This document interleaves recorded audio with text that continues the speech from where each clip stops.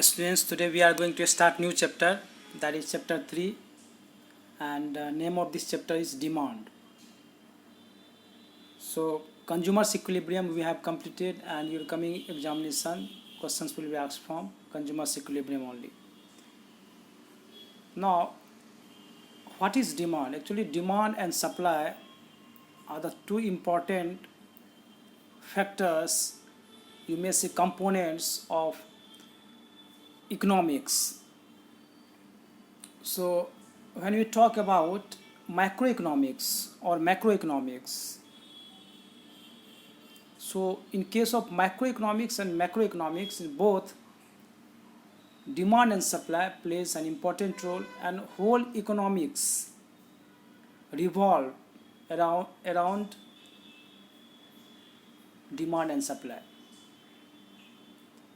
So today we are going to learn demand and supply. We are going to understand the meaning of demand, and after that we will see about the supply. So in today's class we start understanding the meaning of demand. Now, what is meaning of demand? Now let us see. Generally, desire, want and demand are interchangeably used in day-to-day life, but in economics all these terms have different meanings. Now, when we talk about demand in general sense, whenever we say demand, now actually the understanding of demand in common people is different from the meaning of demand in economics. Here three words we have seen, that is desire, want and demand, and by common sense, by common view, we can say that these all are same, and these all are having same meaning in economics, but in actual these are different in economics. How is it different? Desire means a mere wish to have a commodity. Desire is not demand. Desire is different from the demand. Desire means just a wish to have a commodity. So if we desire something, it means we want that. We want that commodity. We want to purchase that commodity. But we may not have money. We want, but we don't have money to purchase that. So that is the desire. So in desire, there is only wish to have a commodity. There is only wish to purchase a commodity. Next one is, while want is that desire which is backed by the ability and willingness to satisfy it. But when we want something, it means we have ability, we have purchasing power. Want में होता क्या है कि हमारे पास में पैसा रहता है उसको खरीदने के लिए. तो जब आपके पास पैसा रहता है खरीदने के लिए, और आप जो है आपका विलिंगनेस है खरीदने का, तो उसको वांट बोलते हैं. आप चाह रहे खरीदने के लिए. डिजायर में जो है पैसा नहीं रहता है, लेकिन वांट में रहता है. अब तीसरा आपको है demand. Demand is the quantity of a commodity that a consumer is willing and able to buy at each possible price during a given period of time.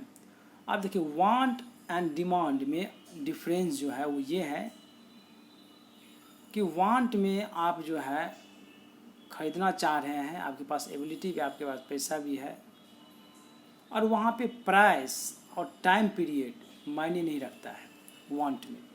ठीक है, तो वांट में प्राइस, जो कमोडिटीज है, जो गुड्स है, उसका price, कीमत, और जो टाइम पीरियड है वो मायने नहीं रखता है. लेकिन डिमांड में ये दोनों चीज़ जो है बहुत ही क्रूशियल फैक्टर होता है.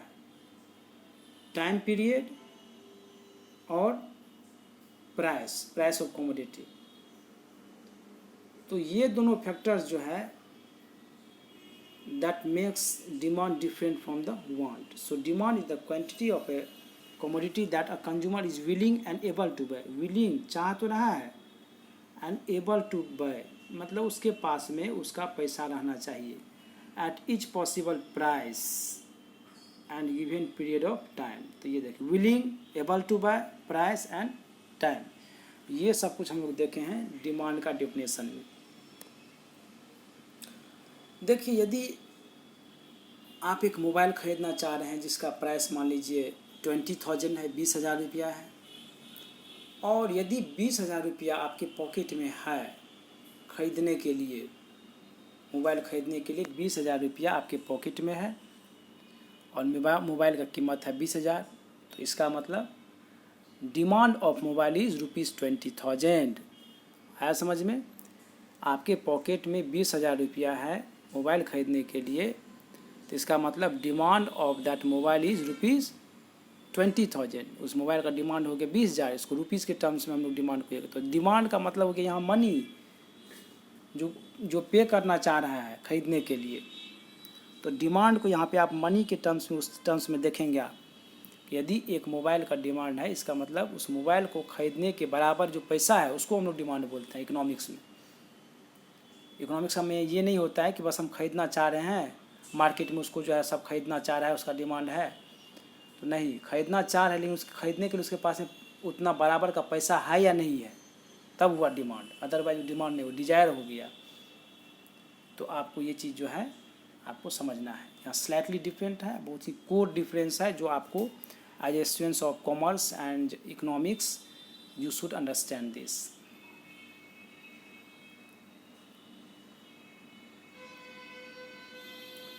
Demand for a commodity may be either with respect to an individual or to the entire market. Demand आपको दो तरह का हो सकता है, एक इंडिविजुअल डिमांड और मार्केट डिमांड। नो नेम से ही पता चल रहा है। इंडिविजुअल डिमांड का मतलब हो गया किसी एक इंडिविजुअल का जो है डिमांड, मतलब यदि कोई एक कंज्यूमर जो है डिमांड कर रहा है तो वो हो गया। मार्केट डिमांड का मतलब है डिमांड ऑफ होल मार्केट, सबका। So individual demand refers to the quantity of a commodity that a consumer is willing and able to buy at each possible price during a given period of time। ठीक है, एक consumer की यहाँ बात कर रहा है। इंडिविजुअल डिमांड में एक इंडिविजुअल कंज्यूमर की बात कर रहा है, एक कंज्यूमर का जो डिमांड होगा। The market demand refers to the quantity of a commodity that all consumers are willing and able to buy at each possible price during given period of time। तो मार्केट डिमांड में आपको जो है all consumers की बात कर रहे हैं कि quantity of commodity that all the consumers are willing and able to buy मतलब परचेजिंग पावर, उसके बाद उतना बराबर का पैसा होना चाहिए, at possible price and given period of time. तो डिफिनेशन को जब भी आप जो याद करेंगे डिमांड का डिफिनेशन को, तो आप ऐसा कीजिएगा, उसको ब्रेक कर दीजिएगा क्या क्या चीज़ में। तो पहला willing and able to buy, दूसरा पॉसिबल प्राइस कीमत, और तीसरा गिवन पीरियड ऑफ टाइम। आपको जो है ये लिखने में आसान हो जाएगा और आपको समझने में भी आसान हो जाएगा।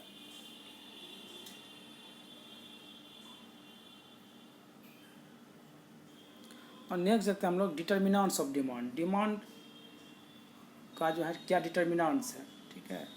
इसका मतलब ये हुआ कि डिमांड जो है क्या क्या चीज़ पे डिपेंडेंट रहता है, क्या क्या चीज़ पे निर्भर करता है। तो demand for a commodity depend on number of factors. The factors affecting demand are, क्या क्या चीज़ पे डिमांड डिपेंड रहता है। पहला price of the given commodity, जो कोई कमोडिटी है उसका प्राइस पे डिमांड जो है डिपेंड रहता है। As price increases quantity demanded of a commodity falls. यदि कोई गुड्स का, कोई कमोडिटी का प्राइस यदि इंक्रीज कर जाता है, it means demand will be decrease. यदि कोई चीज़ का कीमत बढ़ जाता है तो हम लोग जो है उसको कम खरीदते हैं। तो price of the given commodity यानी कि डिमांड जो है प्राइस पे भी डिपेंड करता है। So as price increases quantity demanded of commodity falls decreases. So demand is the function of price. इसका मतलब because demand is dependent on price, so demand is the function of price. We can write D equal to F P. इसका मतलब ये हुआ demand is the function of price. If you have learn the mathematics and if you have learned the function, then you may understand the meaning of this D equal to FP. It means demand is the function of price, means demand is dependent on price. Next one is price of related goods. पहला हो गया price of the given commodity, दूसरा हो गया price of related goods। मतलब यदि related goods का भी प्राइस यदि इधर उधर हो रहा है तो उससे भी डिमांड जो है फर्क पड़ता है। Related goods are of 2 types, 2 तरह का रिलेटेड गुड्स है। पहला है सब्सटीट्यूट गुड्स, ठीक है। सब्सटीट्यूट गुड्स किसको बोलें? Substitute goods are those goods which can be used in place of one another for satisfaction of particular want. इसका मतलब ये हो गया कि जो गुड्स एक दूसरा की जगह पे यूज कर सकता है, रिप्लेसमेंट हो सकता है सेम सेटिस्फेक्शन के लिए, जैसे टी एंड कॉफ़ी हो गया। तो यदि आपको टी एंड कॉफ़ी ये दोनों जो है एक आपको सब्स्टिट्यूट जो है इसका हो सके। यदि आपके पास टी नहीं है तो आप कॉफ़ी जो है पी करके आप सेम सेटिस्फेक्शन ले सकते हैं। आपके पास कॉफ़ी नहीं है तो आप टी पी करके जो है सेम सेटिस्फेक्शन ले सकते हैं। तो ये आपका हो गया, इसको हम लोग बोलते हैं सब्स्टिट्यूट गुड्स, मतलब ऐसा गुड्स जिसको हम लोग एज ए सब्स्टिट्यूट यूज कर सकते हैं, ठीक है। एक दूसरा के बदला हम यूज कर सकते हैं क्योंकि उसका सिमिलर टाइप ऑफ प्रॉपर्टीज होता है, सिमिलर टाइप का नेचर होता है। एग्जाम्पल यहाँ टी एंड कॉफ़ी दिया है। An increase in the price of substitute leads to an increase in the demand for given commodity and vice versa. इस चीज़ को याद रखना, इस लाइन को। An increase in the price of substitutes leads to increase in the demand for given commodity. यदि substitute goods का price बढ़ेगा तो उस गुड्स का डिमांड बढ़ेगा। यानी कि यदि ए है सब्स्टिट्यूट गुड्स और उसका प्राइस बढ़ गया तो बी का डिमांड बढ़ जाएगा। इसको सिंपल भाषा में समझिए, यदि टी का प्राइस, चाय का प्राइस यदि कीमत बढ़ गया तो कॉफ़ी का डिमांड बढ़ जाएगा। क्यों? क्योंकि चाय का प्राइस बढ़ जाने से वो महंगा हो गया, तो अब हम लोग जो है उसको नहीं यूज करेंगे, उसके बदले में हम लोग कॉफ़ी को यूज करेंगे क्योंकि कॉफ़ी का प्राइस नहीं बढ़ा। तो टी का प्राइस बढ़ जाने से कॉफ़ी का डिमांड बढ़ गया। उसी तरह यदि कॉफ़ी का प्राइस बढ़ जाएगा तो लोग कॉफ़ी नहीं पी करके चाय पिएगा, तो चाय का डिमांड बढ़ जाएगा। तो इसको हम लोग बोलते हैं इस तरह से। Next one is complementary goods. These are those goods which are used together to satisfy a particular want like tea and sugar, shoe and socks.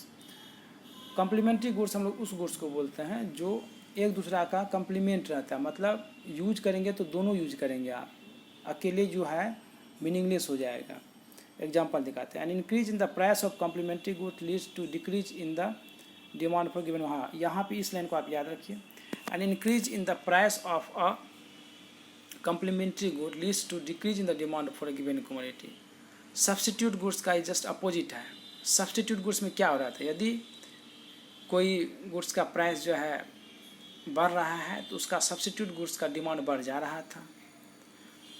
लेकिन यहाँ पे क्या हो रहा है कि यदि कम्प्लीमेंट्री गुड्स का प्राइस बढ़ रहा है तो दूसरा गुड्स का जो है डिमांड क्या हो रहा है, कम रहा है। यानी कि यदि एक गुड्स का प्राइस बढ़ रहा है तो उसका जो कम्प्लीमेंट्री गुड्स है उसका डिमांड जो कम हो जा रहा है। जैसे शू एंड सॉक है, यदि जूता महंगा हो जाएगा, जूता का प्राइस जो है महंगा हो जाएगा तो सॉक लेके क्या करेंगे, मोजा आप क्यों लेंगे, तो मोजा का डिमांड कम हो जाएगा, ठीक है।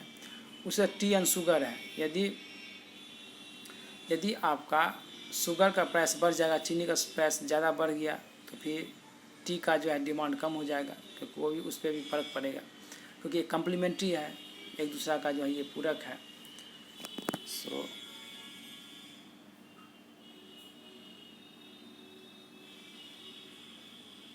for example, if price of shoe increases, then demand for socks decreases.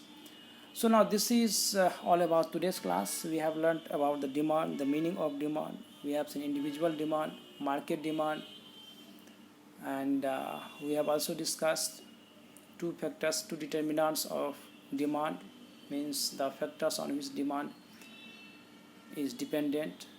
This is all about today's class. Thank you.